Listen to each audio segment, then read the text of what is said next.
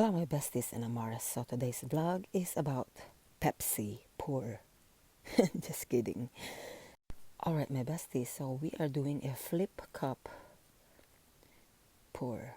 So this is one of the most popular and all-time favorites for acrylic pourers of all skill levels.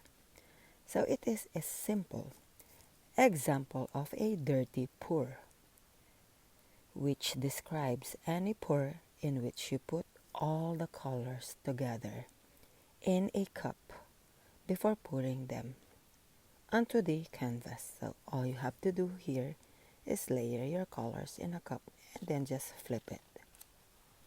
Alright, so we're now drying this, alright? And then let the cup sit on a canvas for approximately a minute, then until the paint has settled. So lift the cup off the canvas like we did and let the paint pour out.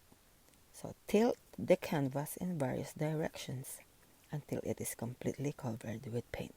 So once complete, set the painting on a level drying area. Then let the paint dry for at least a week. Then clean off any silicone if needed. And also seal it using your favorite varnish.